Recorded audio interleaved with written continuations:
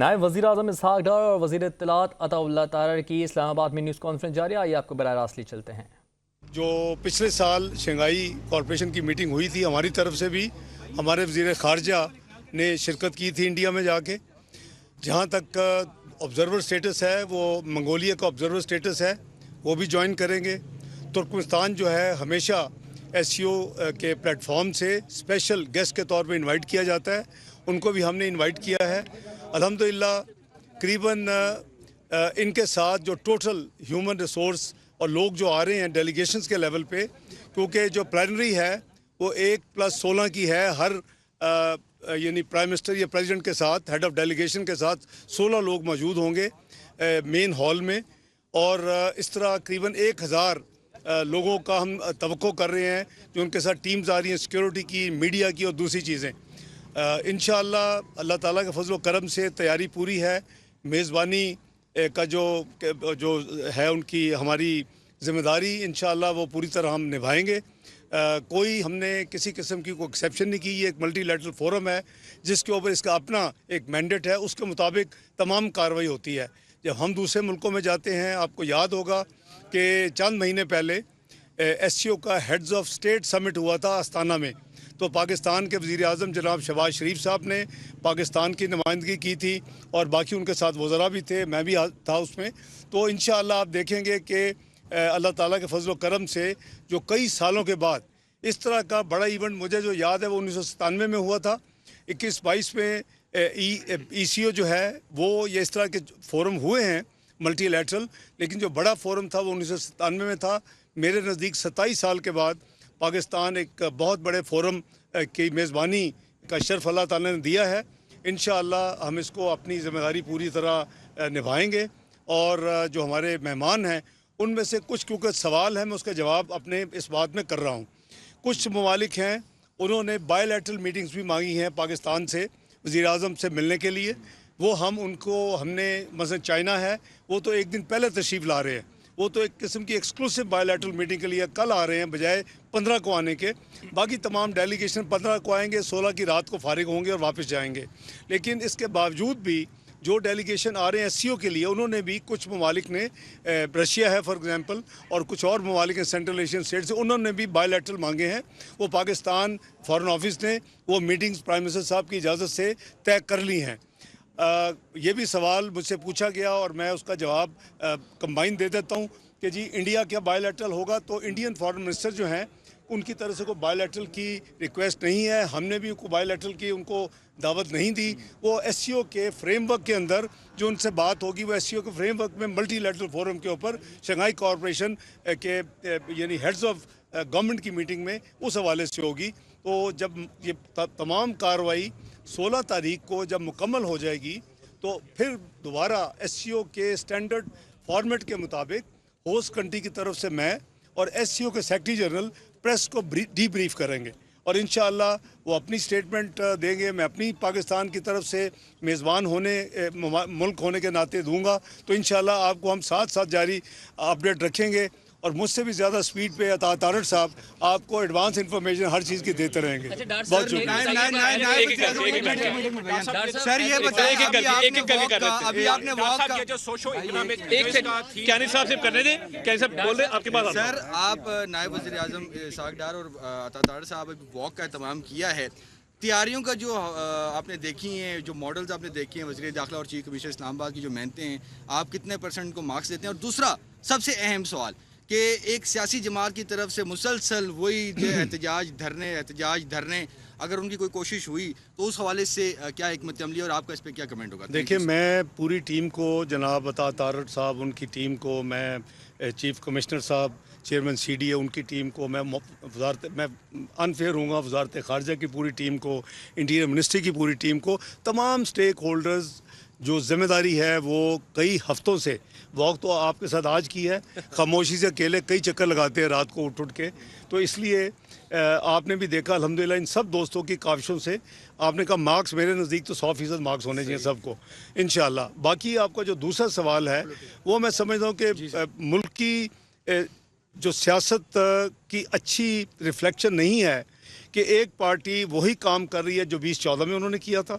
इसी चौक में उन्होंने 126 दिन का धरना दिया। चीन के वज़ीर आज़म 1 साल के उसमें ताख़ीर हुई उनके आने में, और फिर हमने देखा कि 9 मई को जो कुछ इस मुल्क में हुआ, और रिसेंट जो हमने ऑल पार्टीज़ कॉन्फ्रेंस की, हमारा ख्याल था कि चलें ये गाज़ा के लिए है, फ़लस्तीन के शहीदों के लिए 43,000 करीबन 90,000 वहाँ ज़ख्मी हैं, ये बैरूत में जो कुछ शुरू हो चुके हैं लेबनान में उसके लिए है। तो हमारा ख्याल था कि उसमें तो वो ज़रूर अब आ जाएंगे, लेकिन आपने देखा उसमें भी उन्होंने शिरकत नहीं की। ये शिरकत ना करना तो बहुत ही मुझे अजीब लगा। देखिए, हम सब के लिए पाकिस्तान सबसे टॉप प्रायोरिटी होनी चाहिए, पाकिस्तान फर्स्ट जिसे कहते हैं, और मुल्की मुफाद में अगर किसी ने कोई सियासी को काम करना है, कोई एहतजाज करना है, कोई धरना देना है, तो बहुत टाइम है। ये 2 दिन का इवेंट है और चाइना का मिला के 3 दिन का। मुल्क की क्या मैसेज आप देंगे कि एक जो पॉलिटिकल पार्टी है वो उसको ना सिर्फ पार्टिसिपेट करती नज़र नहीं आ रही ऐसे इवेंट्स में, बल्कि उसके ख़िलाफ़ उसको नाकाम बनाने में कोशिश कर रही है। तो मेरी यही आपके ज़रिए उनको ये होगी अपील कि उनको चाहिए कि 15 की कॉल को कैंसिल करें मुल्की मुफाद में, और ये 15 की कॉल कैंसिल होनी चाहिए, ये उनके भी अपने मुफाद में। मुझे लोग कहते हैं कि आप तो हमेशा रिकन्सिलिएशन में बिलीव करते थे, आपने तो 126 दिन का धरना भी उठाया था। मैंने कहा कि मैं बिल्कुल इसमें बिलीव करता हूँ रिकन्सिलिएशन में, लेकिन 9 मई के जो एक्शन थे, जो कि आपने तमाम रेड लाइन्स को क्रॉस कर दिया, अपनी स्टेट के ऊपर हमला कर दिया, स्टेट इंस्टीट्यूशन के ऊपर हमला कर दिया, स्टेट इंस्टॉलेशन के ऊपर हमला, मैं कहा मेरे जैसा बंदा भी अब यानी मजबूर हो गया कि मैं भी नहीं कर सकता। तो मैं समझता हूँ कि इट्स नेवर टू लेट, उनको अपनी इस गलती को अभी करेक्ट कर लेना चाहिए, और ये 15 की जो उन्होंने कॉल दी इसको फौरी कैंसिल करना चाहिए। डॉक्टर साहब ये फरमाइए कि लास्ट ईयर जब हिंदुस्तान में गोवा में हुआ था SCO, जो हम गए थे वहाँ पर, तो एक ऐसा माहौल था जिसमें भारत की तरफ से पाकिस्तान के जो फॉरेन मिनिस्टर हैं उनके साथ हाथ शेक हैंड नहीं किया गया था। रात को शेक हैंड किया गया था, लेकिन पब्लिकली किसी के साथ भी नहीं किया गया था। तो एक इम्प्रेशन ऐसा लगा कि जिस तरह जो सेंटर ऑफ द स्टेज है, आपको पता है इंडिया और पाकिस्तान जहाँ पर भी हो वो सेंटर ऑफ द स्टेज है। तो हॉस्पिटैलिटी के हवाले से आप हिंदुस्तान के जो फॉरेन मिनिस्टर आ रहे हैं उनसे मिलने जा रहे हैं, पहले भी वो आए थे, और 2015 की वो जो एक हिस्टोरिक मीटिंग थी, जो प्राइम मिनिस्टर नरेंद्र मोदी आए थे नवाज शरीफ साहब के घर पे, तो उसके बाद कोई उम्मीद लगती है, क्योंकि ज़ाहिर नून लीग की ही यहाँ पर हुकूमत है जिनके साथ नरेंद्र मोदी आगे बढ़ना चाहते थे, तो कोई पॉजिटिव ट्रैजेक्टरी लग रही है? देखिए, मैं समझता हूँ कि मेज़बान होने के नाते हमारी मजहबी ट्रेनिंग भी यही है, हमारे जो फाउंडर्स थे उनकी भी ट्रेनिंग यही है, और हमारी पॉलिटिकल पार्टी और उसकी लीडरशिप ने डेमोन्स्ट्रेट किया जिसका आपने जिक्र किया। तो हमें मेज़बान होने के नाते हर एक को इज़्ज़त देनी चाहिए, एहतराम से उनको करना चाहिए, और उनको वेलकम करेंगे, चाहे किसी भी मुल्क से हो। जो मेंबर SCO मेंबर है वो उस कैपेसिटी में आ रहे हैं। मैंने अभी क्लियर किया कि कोई बायलैटरल मीटिंग नहीं है, तो इसलिए SCO के फ्रेमवर्क में हम पूरी उनको प्रोटोकॉल और इज़्ज़त डॉक्टर देंगे। साहब, मैं ये पूछना चाहता हूँ कि जो इसका थीम है वो बड़ा बुनियादी है, socio cultural, economic and humanitarian issues. तो क्या आप समझते हैं कि अफगानिस्तान को डिस्कशन में लाए बगैर ये कॉन्फ्रेंस जो है वो सक्सेसफुल हो सकती है, और क्या पीस मुमकिन हो सकता है? देखिए, नहीं, देखिए, मैं अर्ज कर रहा हूँ, क्या वो इनवाइट नहीं किया गया? एक सेकंड है यार। देखिए, जो आपने जितनी चीज़ें गिनवाई हैं, socio economic, culture, human rights वगैरह, ये सारे इसके मैंडेट में हैं SCO के। सो कोई नई चीज़ नहीं होने जा रही। ये फोरम जब भी मिलता है इन तमाम इश्यूज़ पे बात करता है, और जो बात होगी उसका खुलासा मैंने अर्ज़ कर दिया, कम्युनिके की शक्ल में प्रिपेयर होगा, और मैं और सेक्रेटरी जनरल SCO हम आपके साथ शेयर करेंगे। नंबर 1। नंबर 2, अफ़गानिस्तान पे आ जाते हैं। जहाँ तक अफ़गानिस्तान का ताल्लुक है, 2021 से अफ़गानिस्तान ऑब्जर्वर स्टेटस उनका था, वो फुल मेंबर नहीं थे, लेकिन 2021 से वो उन्होंने उनकी जो है member even observer status virtually suspended कह लें या इन्फेक्शस कह लें, चूँकि 2021 से उनको इनवाइट नहीं किया जा रहा और वो पार्टिसिपेट नहीं कर रहे उन वजूहात के, तो पाकिस्तान अकेला इन मामलात में फ़ैसले नहीं कर सकता। मल्टीलैटरल फोरम पे, जो मल्टीलैटरल फोरम का जो हेडक्वार्टर्स होता है वो प्रोएक्टिवली होस्ट कंट्री के साथ मिल के काम करता है। तो इसलिए हमने बिल्कुल इन्विटेशन नहीं भेजी, और हमने इन अकॉर्डेंस में जो 2021 से चल रहा है उसको फॉलो किया। जी मैडम।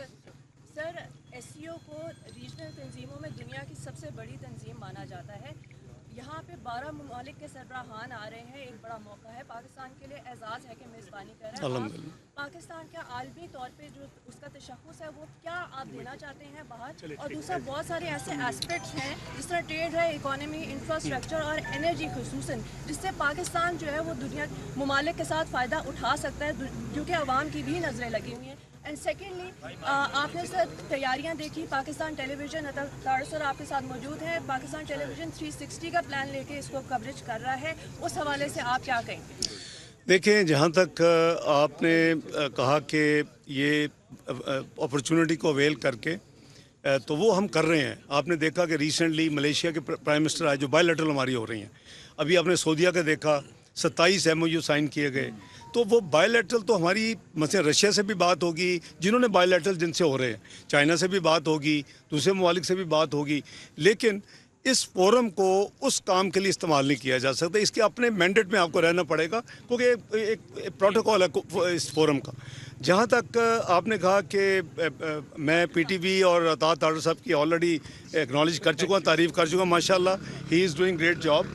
और ये हम सब का फ़र्ज़ है कि हम होस्ट हैं, और पाकिस्तान के 25 करोड़ अवाम के इसमें इंशाल्लाह बुलंद होगा नाम और इज़्ज़त अफजाई मिलेगी, और इंशाल्लाह पूरा हमें इस पर अपनी जिम्मेदारी अदा करें। सर, एससीओ समिट का स्पेक्ट्रम तो जैसे आपने बताया कि वसी है, जबकि SCO heads of council of government का स्पेक्ट्रम डिफरेंट है, जो कि कनेक्टिविटी और इकॉनमी पे है। तो क्या हम उम्मीद कर सकते हैं कि ये कनेक्टिविटी जो इंडिया और पाकिस्तान की ट्रेड के हवाले से भी इस पर कोई, क्योंकि दोनों रुकन ममालिक हैं, तो बात आगे बढ़ सकती है? देखिए, एक ब्रॉडर कॉन्टेक्स्ट में अपना नॉर्थ साउथ, साउथ साउथ, ये सारी कनेक्टिविटी में हमारी कई ममालिक से बात हो रही है। रेलवे की लिंकेजेस की बात हो रही है, रोड लिंकेजेस की बात हो रही है। वो हम अपनी एफर्ट्स, ये गवर्नमेंट मियाँ शहबाज शरीफ साहब की क़यादत में कंटिन्यूसली कर लिए पिछले 8 महीने में, और इंशाल्लाह करती रहेगी। इसका मैं रिपीट करूंगा कि वो इसका मैंडेट जो है ना, हमें उसके अंदर रहना है। हम ये बीइंग होस्ट, हम उसको यानी एक्स्ट्रा नहीं उसको स्ट्रेच कर सकते, वो उस लिमिटेशन में रह के सारी बात होगी। डार साहब ये बता दें कि सोहेल साहब, फिर उसके बाद लास्ट क्वेश्चन आपसे। जी डार साहब तारड़ साहब ने मुझे जिम्मेदारी दी। अच्छा, चलें आप करें, इसके बाद फिर लास्ट 2 क्वेश्चन इसके मैंडेट के अंदर रहते हुए जिस तरह बाकी तंजीमें WTO है, उसके पहले ये छोटी तंजीम ज़रूर है, लेकिन रीजन के हवाले से इस दफ़ा फ्रूटफुल होने जा रही है। यानी कि 27 साल बाद पाकिस्तान में इसका इजलास हो रहा है, कॉन्फ्रेंस हो रही है। आप समझते हैं कि इसके रीजनल कनेक्टिविटी और बाकी जो इसके मैंडेट है उसके मुताबिक इसका फ़र्क पड़ेगा, या इजलास के बाद वैसे ही हो जाएगा? मैं भाई वही कहूँगा कि इजलास के जो अपने कंटूर्स और पैरामीटर्स होंगे, स्कोप ऑफ डिस्कशंस होगी, वो उसके अपना जो चार्टर है एससीओ के अंदर होंगी। लेकिन जब आप कनेक्टिविटी की बात करते हैं तो वो एफर्ट्स डिफरेंट हैं। वो हम बायोलैटरल ऑलरेडी कर रहे हैं, उसमें कई ट्रायलैटरल भी हैं, उसमें कई मुल्कों में टैपी है फॉर एग्जांपल, तो उसमें 4 कंट्रीज़ इन्वॉल्व हैं। अगर हमारी रेलवे कनेक्टिविटी होगी तो शायद 3 कंट्रीज़ इन्वॉल्व हों। तो ये सारी चीज़ें ऑलरेडी पैरेलल शहबाज शरीफ साहब की क़यादत में हो रही हैं और होती रहेंगी इंशाल्लाह। जी सोहेल साहब, लास्ट सेकंड लास्ट फिर लास्ट आपसे। जी वज़ीर ख़ारजा साहब, ये बताइएगा कि पाकिस्तान एससीओ का एक इम्पोर्टेंट वाइब्रेंट कंट्री बन के उभरा है, और एससीओ इज राइजिंग, जिस तरह ईस्ट राइज कर रहा है, पाकिस्तान और एससीओ मिल के राइज कर रहे हैं। तो इसमें जो हमारा इस दफ़ा एससीओ का थीम है वो प्रॉस्पेरिटी है। तो प्रॉस्पेरिटी के वाले से पाकिस्तान ने क्या कोई सॉलिड रोड मैप बनाया है कि पूरे रीजन की प्रॉस्पेरिटी किस तरीके से पॉसिबल है, और उसमें बॉटलनेक्स जो हैं वो क्या हैं, नॉन टैरिफ बैरियर्स हैं और कुछ इस तरह की चीज़ें हैं? देखिए, प्रॉस्पेरिटी के लिए पूरे रीजन को इंटीग्रेशन की ज़रूरत होगी, उसके लिए अमन की ज़रूरत होगी। हमारी जो इस हुकूमत की जो कोर ऑब्जेक्टिव है या कोर कोशिश है वो ये है कि हम पाकिस्तान को इंटीग्रेट करते हुए पीस, डेवलपमेंट एंड प्रोग्रेस के लिए काम करें। उसके नतीजे में आपकी इंशाल्लाह इकॉनमी बेहतर होनी चाहिए, आम जो कॉमन मैन है उसकी ज़िंदगी में बेहतरी आनी चाहिए, महंगाई में कमी आनी चाहिए, आपके इंटरेस्ट रेट में कमी आनी चाहिए, आपका मईशत का पहिया चलना चाहिए। सारे ऑब्जेक्टिव हैं। तो ये मल्टीलैटरल भी हैं और हमारा अपना कोर एजेंडा भी है जो मियाँ शहबाज शरीफ साहब की क़यादत में होम ग्रोन एजेंडा जिसका नाम है। तो हमारा सारा ये जो अपनी प्लान है वो इसी के इर्द गिर्द इवॉल्व किया हुआ है। और बाय द वे, ये कोई नई चीज़ हम नहीं कर रहे। ये आप इलेक्शन से पहले मुस्लिम लीग नून की वेबसाइट पे जाके हमारा मैनिफेस्टो पढ़ लें तो आपको पता चल जाएगा हमने कौन से क्या वादे किए हुए हैं। और उसी के इर्द गिर्द कई ऐसे हमारे टारगेट्स हैं जो हमने फिजिकल ईयर 25 में यानी जून 2025 तक करने थे, 10% तक महंगाई लानी थी, वो अलग फल से ऑलरेडी आ चुकी है। दूसरी बात यह है कि ये अकेला वो लोग हैं, उनसे पूछें जो कहा करते थे कि पाकिस्तान सफारती तौर पे ऊपर तन्हाई का शिकार है। अब आज उनसे पूछें कि जी तन्हाई का शिकार है या सारी मेरे दोस्तों की, कॉलीग्स की दिन रात की यानी उसको बिज़ी रखा हुआ हमने, तो अभी ये ख़त्म होगा तो उसके बाद कई और सऊदी अरेबिया की कमिटमेंट है, चोगम आगे आ रहा है कॉमनवेल्थ का समाव में। उसके अलावा अपना सऊदी अरेबिया, मैंने जैसे अर्ज़ किया कि वो फाइनेंशियल इन्वेस्टमेंट इनिशिएटिव का जो करते हैं, उसके बाद कतर की एग्जीबिशन है। तो ये सारी चीज़ें, और जस्ट 1 जनवरी से अल्लाह के फजल करम से, ये आपकी दुआएं हैं 25 करोड़ आवाम की, कि पाकिस्तान 12 साल पहले जब UN सिक्योरिटी काउंसिल का मेंबर बना था तो 1 वोट की बढ़ोतरी से मेंबर बना था। इस दफ़ा अल्लाह के फजल करम से 182 वोट वर्सेस 5। तो ये पाकिस्तान के जो कहते थे कि सफारती तौर पे तनाह हो चुका है, वो आज रीअसेस करें कि आज पाकिस्तान किधर खड़ा है। और वो हम अपने 2 साल मेंबर्स UN सिक्योरिटी काउंसिल के हवाले से अपने एजेंडे को, ग्लोबल एजेंडे को, और ये जो अभी पीछे मुझे पीस, प्रॉस्पेरिटी, डेवलपमेंट और प्रोग्रेस की बात कर रहे थे, उस एजेंडे को आगे लेके चलेंगे।